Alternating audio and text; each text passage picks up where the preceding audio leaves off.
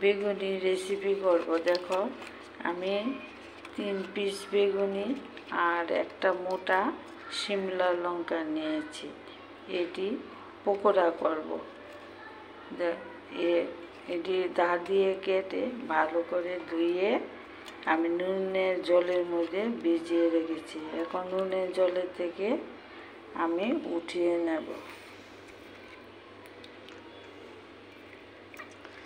একটা বড় শিমলা লঙ্কা আর 3 পিস বেগুন নিয়েছি। এটার সঙ্গে আমি চালের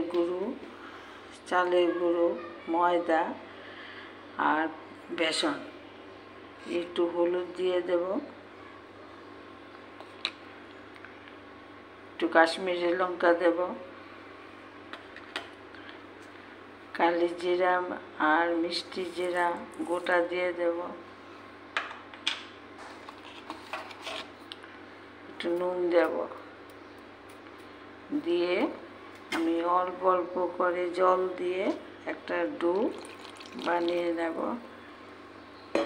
আমি গ্যাসটা ধরিয়ে নিই।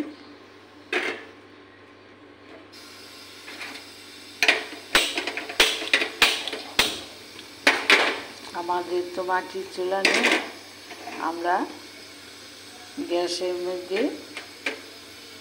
রেসিপিটি তোমাদের সঙ্গে শেয়ার করি। এখন আমি ডোটা রেডি করে নিই। দেখো আমার ডোটা রেডি হয়ে গেছে। আমার কড়াইও গরম হয়ে গেছে। আমি কড়াইয়ের মধ্যে একটু নুন দিয়ে দেব, তাহলে যে কোনো ভাজা করলে লাগবে না। সাদা সরষের তেল দিয়ে আমি বেগুনিটি করব। এই যে দেখো ডোটা একদম অল্প অল্প করে জল দিয়ে আমি রেডি করে নিয়েছি। দেখো এর থেকে পাতলাও করবে না, ঘনও করবে না। আমি এখন আমার তেলটা গরম হয়ে গেছে।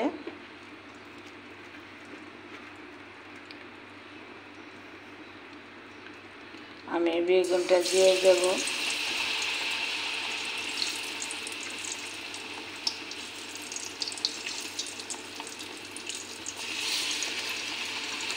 এই যে শিমলা লঙ্কা, ওটাও দিয়ে দেব।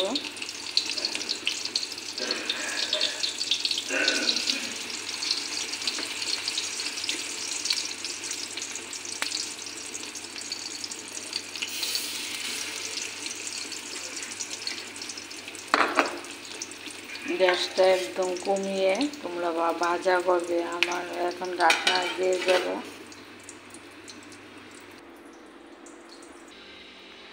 দেখো আমি ভাজাগুলি করেছি। বেগুনি, শিমলা লঙ্কা ভাজা এখানে নিয়েছি। এখন গরম গরম ভাতের সঙ্গে ভাজা আর ঘি হলে জমে যাবে, আর কিছুই লাগবে না। শীতের দিনে সবজি ভালো পাওয়া যায়। আজকে রেসিপিটা তোমাদের সঙ্গে শেয়ার করলাম। বেগুনি আর শিমলা লঙ্কা ভাজা। তোমরা সবসময় আমার পাশে আছো, থাকবে। ভালো থাকো, সুস্থ থাকো। দেখো